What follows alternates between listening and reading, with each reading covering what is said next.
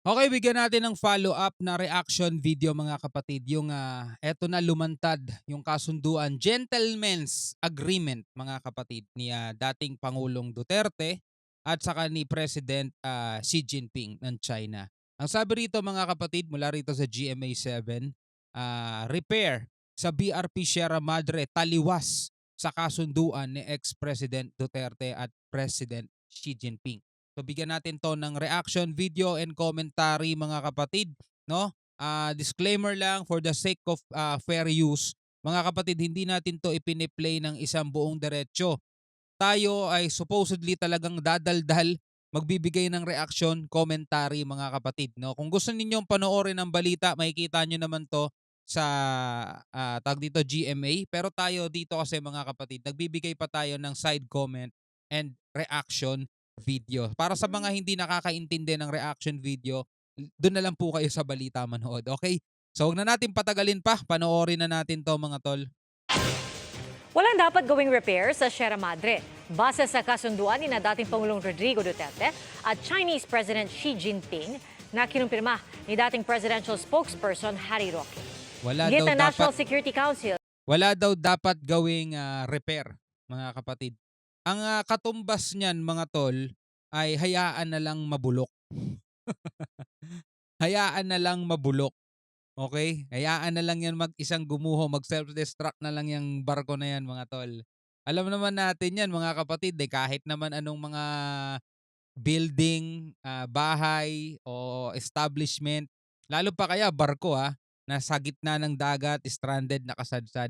'Pag hindi mo 'yan ni-repair, hindi mo 'yan ginawan ng paraan para tumagal, eh, masisira at masisira 'yan at puwede 'yang ikapahamak pa nung mga sundalo na nandodo'n sa loob ng BRP Sierra Madre mga kapatid na hindi inisip. Hindi ko alam mga kapatid 'no, bilib na bilib ako dati dito kay PRRD. Dahil nakikita ko siya, brilliant, matalino, magaling mag-isip, 'di ba? Magaling sa chess, sabi nga gano'n, yung chess player, yung chess master kung tawagin, 'di ba? Pero 'di ba, para makipagkasundo ka sa China ng ganitong bagay, eh, nilalagay mo sa hindi magandang sitwasyon, eh, 'di ba? O ngayon, eto napapala natin mga tol, oh, binobomba tayo ng water cannon, tuloy natin. Kung totoo man, labag ang kasunduan sa ating soberanya. Oo, Nakatutok si JP Soriano. labag. Ang marahas na pang-water cannon na ito ng China sa resupply ship ng Pilipinas patungo sa Ayungin Shoal. Iisa lang daw ang mitya ayon sa dating tagapagsalita ni dating Pangulong Rodrigo Duterte. Yan si Roque na mismo kumanta. Ang kulit mo. Si Roque na mismo kumanta mga kapatid. Siya na mismo ang umamin. Ang mitya ayon sa dating tagapagsalita ni dating Pangulong Rodrigo Duterte. Sabi ni Attorney Harry Roque, nagkaroon daw kasi noon ng anyay gentleman's agreement o kasunduan sa pagitan ni Duterte at Chinese President Xi Jinping. Nabuo raw ang kasunduang ito pag-upo pa lang sa pwesto ni Duterte noong 2016 Aba, tindi. upang mapabuti ang anyay hindi magandang relasyon ng China at Pilipinas. Aba, Nagkaroon kasi matindi. ng gentleman's agreement, no? Ito ay oral sa Sabi ni Duterte nung tumatakbo pa lang siya sa pagiging presidente, sasakay siya ng jet ski. Well, hindi naman natin tinuturing na literal yung pagsakay niya sa jet ski. Tatayo niya daw bandila ng Pilipinas. Pero nangangahulugan yon para sa lahat ng mga Pilipino na hindi mo isusuko yung bandila ng Pilipinas. Di ba? Ipaglalaban mo yan. Sasakay ka nga ng jet ski eh. Pero pag-upo pa lang daw, sabing ganon, eh nakipagkasundo na agad mga tol. Ay, urong buntot agad mga kapatid, di ba? Tutuloy natin 'to. Pilipinas. nagkaroon kasi ng gentleman's agreement, no? Ito ay oral sa panahon ni Presidente Duterte na ang parehong panig, ang China at Pilipina, ay rerespetuhin ang status quo. Ibig sabihin, wala ring gagawing hakbang ang Pilipinas na i-repair yung Ayungin Shoal, yung Sierra Madre. At ang sabi ng mga Chino, kaya nila winater cannon, eh kasi taliwas yun sa kasunduan na status quo. Tagapagsalita nga talaga siya ng China mga kapatid. Sabi ng Chino, kaya daw nila winater cannon kasi taliwas 'yun sa naging kasunduan, 'di ba? Ang tanong si Duterte pa ba ang nakaupo ngayon, 'di ba? Yung oral, sabi nga gano'n ni Roque kanina, 'di ba, oral daw, oral agreement. Ibig sabihin salita lang. Walang pinirmahang dokumento, walang non-binding 'yan mga kapatid, no, sa ating batas. Sabi nga gano'n namang DFA, labag daw 'to, no, sa soberanya, yung ginawang kasunduang 'yun ni Duterte mga kapatid. Naiipit na kasi sila, kaya eto, pumanta na si Roque mga kapatid, at eto na nga yung kasunduan na 'yun, na hanggang ngayon ay hinahabol pa rin ng China mga kapatid. Sino kaya nila winaterkanon? Kasi taliwas yun sa kasunduan na status quo. Dahil ang status quo, hindi dapat magpapadala ng mga materyales for repair nung Sierra Madre. Ganito rin ang sinabi ng isang mataas na opisyal ng China na nakausap ng GMA Integrated News. Tumanggi siyang mapangalanan pero anya, kasama sa kasunduan ni Duterte at Xi na isang barko lang ang pwedeng pumasok sa Ayungin Shoal para magdala ng pagkain at tubig sa mga Pilipinong sundalong nagbabantay sa BRP Sierra Madre. Grabe. Wala No? Kasunduan ni Duterte at ni Xi Jinping, pero hindi ito kasunduan ng Pilipinas at ng China, no? Sa pagpalit palit ng presidente mga kapatid, kung ano man yung kasunduan na yon, lalo na hindi ito yung kasunduang nilagdaan o yung tipong agreement katulad halimbawa ng Mutual Defense Treaty. For example lang, Mutual Defense Treaty nilagdaan 1951, I believe, 'di ba? Kahit na sino man ang umupong presidente ng Amerika at ng Pilipinas, yung kasunduan na yon, permado na yun, 'di ba? Nakalagay na yung kasunduan na yon at mananatili yun habang buhay mga tol. Kailangan i-honor yon ng mga susunod na presidente.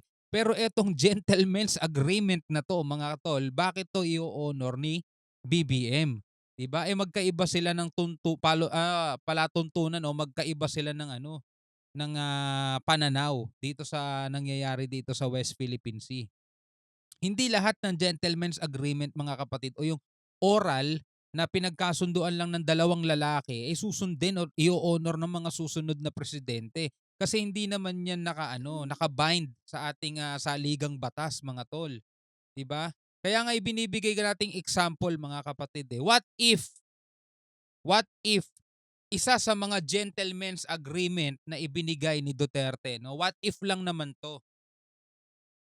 Sinabi niyang hindi na rin kikilalanin o hindi na isusulong ng Pilipinas yung 2016 Arbitral Award. So ang gagawin ba ni BBM, kailangan niya bang i-honor din 'yon? 'Di ba hindi naman mga kapatid, 'di ba? So gano'n din 'yun, kung ano man yung kasunduan ni Duterte at ni Xi Jinping noong mga panahon na 'yon, asa na lang si Xi Jinping, manigas na lang siya sa kinauupuan niya, 'di ba? rin daw dapat kasamang mga journalist. Wala daw Sa mga kasama rotation and resupply o RORE mission, walang kinumpirma ang kasalukuyang administrasyon kung nagdadala ba ng construction material sa BRP Sierra Madre. Sabi ng National Security Council, hindi nila alam ang tungkol sa gentleman's agreement Naku. sa pagitan ng China at Pilipinas na sinabi ni Roque, dapat daw siya ang magpaliwanag sa statement na ito dahil kung totoo man, ito raw ay lumalabag sa ating soberanya. Kung meron man daw kasunduan, Ang akala ni Roque makakabuti yung pagsasalita niya. Naluto siya sa sarili niyang mantika, mga tol. Ayaw natin pag-usapan yung about sa politika, no? Pero ito, walang kinalaman to sa politics mga kapatid. Pero talagang madadamay at madadamay kasi ang pinag-uusapan natin dito soberanya. Doon ako may concern. Hindi sa mga politiko, hindi sa mga presidente, dahil come and go lang yan. Pero ang pagkakamali nitong nakaraang presidente na ipagkasundo sa China at hindi niya nilinaw na Xi Jinping, yung kasunduan natin ay mananatili lang hanggang last term ko. Depende na yung kasunduan natin sa panibagong uupong presidente. Kasi wala naman tayong pinirmahan, di ba? Sa atin-atin lang to. Ang problema, no? Hanggang ngayon kiniklaim ng China, tindi, di ba? binabawi na ito ni Pangulong Balikan Beranya. natin. Kung meron man daw kasunduan, binabawi na ito ni Pangulong Bongbong Marcos. Naku po. Manggagalaiti na sila sa galit niya, no? Kung meron man daw kasunduan, binabawi na to. ni President Marcos. Sabi kasing ganito mga kapatid, China's repeated reference to such promises serves no purpose as there is no legally binding agreement between the two countries under the Marcos Jr. administration. Wala naman kasi talaga eh. Si Roque alam niya yun, gentleman's agreement nga eh, di ba? Siya na mismo nagsabi. So ngayon, ba't niya sinasabi ngayon? Kasi yung napagkasunduan nung nakaraan, taliwas ngayon yung ginagawa ng administrasyon eh, kaya nagaganito China eh. Di ba? Total, tagapagsalita ka naman ng China, kausapin mo sila. Sabi mo eh, boss, boss Xi Jinping. Di ba? Eh kasi bago na presidente ngayon ng Pilipinas, yung gentleman's agreement nyo ni Digong, sa inyo lang yun. Di ba? Kaya ang paulit-ulit na sinasabi na pangako di umano ng Pilipinas sa China ay walang silbi dahil wala itong legal na basehan. Hiningan namin ng reaksyon ang Department of Foreign Affairs pero wala pa silang tugon sa ngayon. Nauna naman nilang sinabi na may mga isinumiteng proposal ang China sa Pilipinas kamakailan kaugnay sa pagsasagawa ng mga RORI mission patungong BRP Sierra Madre. Eh kaso nga, sabi ng AFP natin, hindi natin kailangan magpaalam, hindi natin kailangan sumunod sa mga gusto nila, sa mga proposal nila mga kapatid. Kasi yung proposal nila, hindi siya halfway eh. Ang proposal nila mga kapatid, sila ang masusunod. Mamanduhan nila tayo. Eh ang problema, eto'y exclusive economic zone natin. Walang ibang may karapatan dyan, sabi nga ni PBBM mga kapatid, walang ibang may karapatan dyan, Pilipinas lang. Diba? Hindi ito idinetalye ng DFA pero tinanggihan daw nila ito dahil labag sa interes ng Pilipinas. O, di ba? Baka naman ang gusto nila, alisin nyo na yung BRP Sierra Madre dyan. Baka yun ang gusto nila mangyari, mga tol, di ba? Pero ikaw, sa tingin mo ba, kailangan tong imbestigahan ng ating gobyerno ngayon, etong kasunduan na yon? Kailangan bang may papanagutin, di ba? Sa tingin ninyo mga tol, yun ay tanong lang naman, di ba? Tanong lang naman yun mga tol. Sa tingin ba ninyo kailangan may papanagutin dito? No, comment kayo sa baba, no? Anyway, maraming salamat sa panonood sa ating reaction and commentary. Hanggang sa muli, ako nga pala si Shobal D. Peace out.